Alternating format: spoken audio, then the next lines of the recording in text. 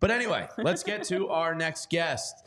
His name is Nick Hamilton. He's based out west in LA. He is a sports and entertainment host on SiriusXM, founder of Nitecast Media, and also with MLBBro.com. Nick, welcome into the PHLY Philly show. Thanks for joining us early out west for you, lunchtime here for us. Thanks for having me. I mean, it's never too early. As a parent, you early mornings are so my girls are up at usually no later than 7:15. What time does Nick Hamilton get to sleep until? 6:15 Pacific time. Oh, you got it worse than me. You win. Yeah. You win. Now, listen, Nick, I'm going to charge it to your heart and not your head that I think this jacket you're rocking, it looks kind of nice, but is this what I think it is? Can I see the rest of it? I can't. You're a little cut off here. Okay.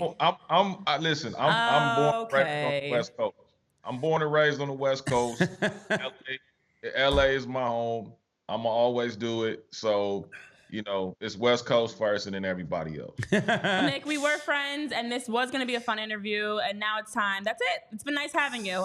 But that's a fresh jacket. I like it. I will say it's very nice. So, obviously, the Dodgers right now, also known as the LA Deferred Money, have been finding a lot of ways to spend big and bring in big-name players. Ohtani, Yamamoto, Tyler Glasnow, obviously recently also signing Teoscar Hernandez. We talked about it a little bit yesterday with the Teoscar Hernandez deal. How confident are you feeling that this is a team that has the ability to win a World Series within the next 1 to 2 seasons? Well, I think Andrew Freeman, if you listen to any of his interviews during the offseason, they knew they had a sense of urgency. They knew they had to get something done, especially the last couple of years had not worked out well for them going into the playoffs, having that 5-day layoff, which enabled them to lose in the NLDS. And not be able to accomplish the goals that they had set from spring training on, which is to at least get into the dance to compete for a World Series. And they couldn't even, excuse the expression, they couldn't even snip the draws of the World Series in the last 2 years. So I think when you look at the overall totality of what this means, not only for the Los Angeles Dodgers, but for Major League Baseball as a whole, because you have these superstars in the second largest market in the United States, the Dodgers had to do something very drastic and very different, I might add, in acquiring the players that you've mentioned, including Teoscar Hernandez, which they had been seeking for quite some time. So I wasn't really surprised that they did sign him for $23.5 million on a one-year deal. I think the Dodgers are prone for the next 2 seasons. They're not just looking at this season, but they're also looking at next season.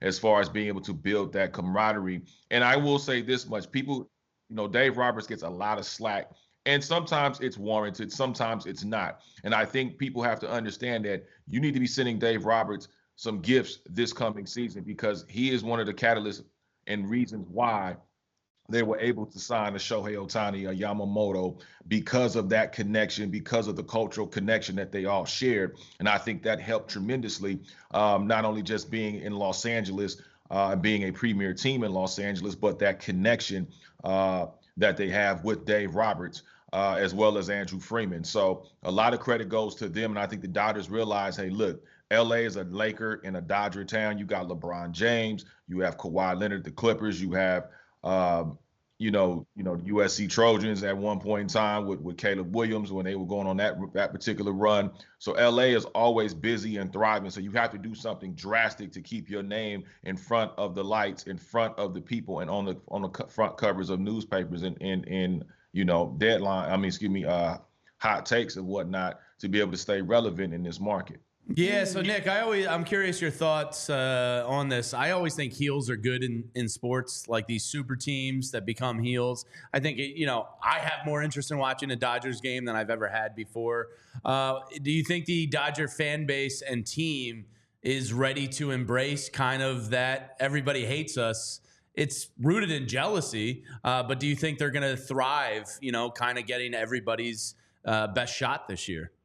Yeah, I mean, because a lot of sodium levels are high this time of year, especially now that the Dodgers are the team with the bullseyes on their backs because of what they've been able to do. And listen, people got mad because of the Shohei Ohtani signing, the way they were able to structure that contract. Obviously, the Yamamoto contract. Now you got Hernandez and his contract. You still have to worry, could be concerned about what the future holds for Walker Buehler. Hopefully he has a great season, which Andrew Freeman has been very high. They're going to work him back in slowly. And he's going to be up for a new contract at some point.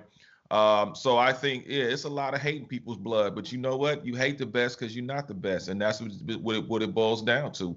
And so Los Angeles is thriving, is buzzing. I mean, the opening night or, opening weekend is going to be absolutely bonkers.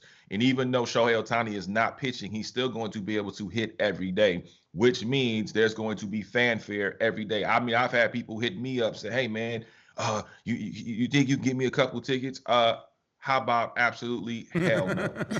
I haven't heard from you in I don't know how long now. All of a sudden I'm getting DMs or phone calls from some people that I haven't talked to in 10 damn years. And now all of a sudden you want to have it. And I'm sure other people have gotten those same sentiments and those same type of issues with people hitting them up.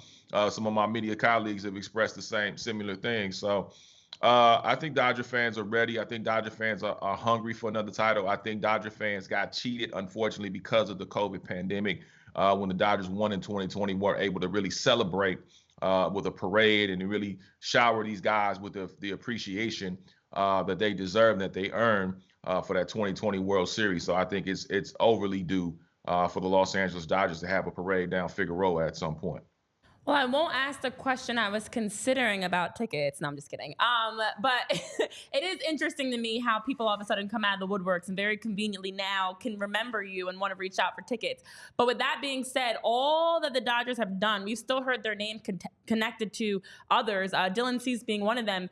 Do you predict or foresee any other major signings or just signings in general for the Dodgers in the foreseeable near future? I hope not. I mean, we hope you guys are done, but I've been seeing reports that the Dodgers are not. I mean, with Andrew Freeman, listen, Andrew Freeman's trying to go for that Executive of the Year title. I mean, he is definitely going after it in a big, major way, and rightfully so. I mean, obviously they have Evan Phillips, who did a great job. I think they're also the Dodgers are looking at possibly adding another closer, whether that be Evan Phillips, whether that be Josh Hader, trying to acquire him. I like Blake Trinan, I like Hudson.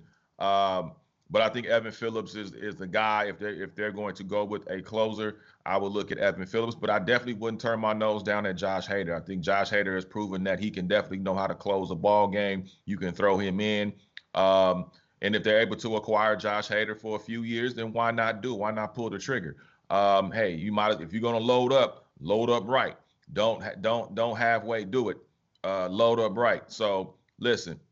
The Dodgers are going to have a tremendous amount. This is not just about the regular season. Let me be absolutely clear. When people look at these signings, this is not about regular season signings. We know what the Dodgers have done previously. They've won the division countless years. The NL West has been theirs pretty much for the most part, countless years. Even when they were counted out last year, a lot of people thought the Arizona Diamondbacks were going to win that division because of how they started out. And the Dodgers had a little slow period. They had some injuries, but they were able to rebound, come back. The Arizona Diamondbacks took a straight nosedive. I mean, I have not seen anybody blow and crap the bed the way the Arizona Diamondbacks did. I mean, we've seen kids blow out birthday candles better than the Arizona Diamondbacks have blown opportunities like that. But this is mostly for the postseason. These signings are postseason signings. They are tired of scraping the bottom of the pudding cup, as it were, when it comes to the playoffs and just getting to the NLDS and struggling in the NLDS. They are going for the World Series. So these signings are more geared towards World Series and NLCS opportunities versus just regular season opportunities. Speaking of those playoffs, Nick, two-parter. I want to know, what's the batting order with possibly the three most lethal batters in a baseball lineup ever put together, with Mookie Betts, Freddie Freeman, and Shohei Ohtani? And then what's the pitching rotation in said playoff series? That's a good question. You know what, man? I will say this. I think the hitting part is a little easier because with the pitching, we're still trying to figure out with Yamamoto. Obviously, you added another pitcher. We don't know where Walker Buehler is going to be in that lineup, but you do have some flexibility in that pitching rotation. So that's great. That's something Dodgers have not had in quite a while. Plus, still wondering what Clayton Kershaw, if he's going to come back to Los Angeles or is he going to move on to the Texas Rangers. But as far as the hitting goes, listen, you mentioned Mookie Betts, you mentioned Freddie Freeman, Shohei Ohtani. Now you got Hernandez in that lineup, which is going to be absolutely deadly. So I think they have a lot of hitting pieces. I think they're solid. They've always been solid with hitting. Their main Achilles heel in the last couple of years has been their pitching rotation. It has been their pitching staff. I think once they have locked that down, I think their pitching staff is are really going to be looked upon and really studied and even ridiculed at times, more so than just the hitting, because we know what the Dodgers can do at the plate. We've seen what they've done at the plate with less than they have, what they have right now. So I'm not concerned about at the plate. My concern is what is the rotation going to look like for the first 3 months? And then can you keep these guys healthy? Glasnow, guys like that have had a history of injury.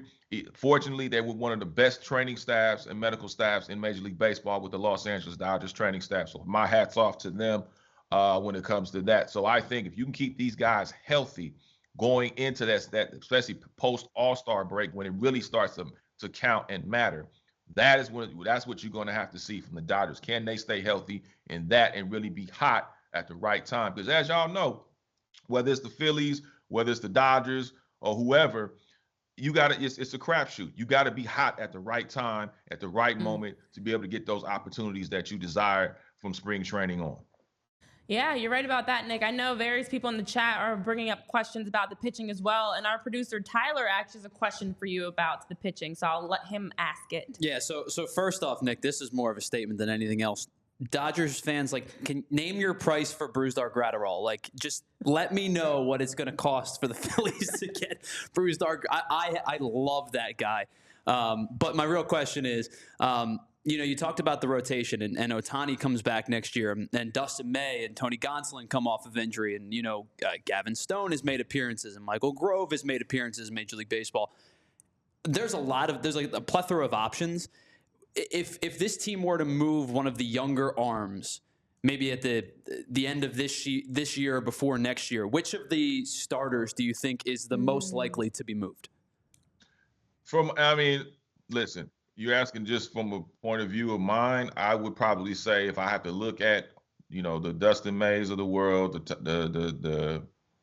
the Bobby Millers, I would probably look at Dustin May. That would probably be the guy I would probably have to let go if I had to let somebody go, just because he's had a history of injuries that have been consistent. He's almost, I hate to say it, he's almost been like the Anthony Davis of baseball. And so if I'm going to have to get rid of somebody, that's the guy I'll probably have to part ways with. The other names that you mentioned, I would definitely keep on because, listen, Tony Gonsolin we've seen what he's been able to do. I think Tony Gonsolin, once he comes off of injury and really gets back into the rotation, and they're going to work him back, I believe, into the rotation fairly, because they don't want to risk further injury and work him back into the rotation, which is very, very, very smart. But they have some kids. I think a couple of the kids from last year had to go through the gauntlet and had to really take some bumps and bruises, and I think it made them better. I think it's going to make them stronger mentally as well as physically. And I think sometimes you have to go through those bumps and bruises to be able to get to the brighter side of the situation. My uncle used to tell me my great uncle used to say all the time, sometimes you got to go through crap to come out smelling like a rose. And that's exactly what I think these young kids have been able to do when it comes to that. But listen, it's Dodger time, baby. This is what it's about. This is what spring training. Spring training is going to be at capacity this year, I believe, especially with Shohei Ohtani, Yamamoto, Glasnow. Now you got Hernandez in the mix. Dear Lord. The Dodgers are not playing at all. If I'm San Francisco, I'm salty. There's a lot of salty San Francisco Giant fans out there. There's a lot of Yankee fans that are salty. I know a buddy of mine who's a top-notch Yankee fan. He started hating on the Dodgers. I'm like, look, man, get that hate out your blood, man. It's okay. You guys are the Yankees. You'll be okay. You got Aaron Judge, one of the most feared, players in all of baseball, one of the hardest playing guys in Major League Baseball. You'll be okay. Now the Giants, yeah, I understand why they're a little salty because you got burned not once, but twice. Well, Nick, here in Philadelphia, we wish you guys the absolute worst this season. But we thank you for joining us. It was a very enjoyable conversation.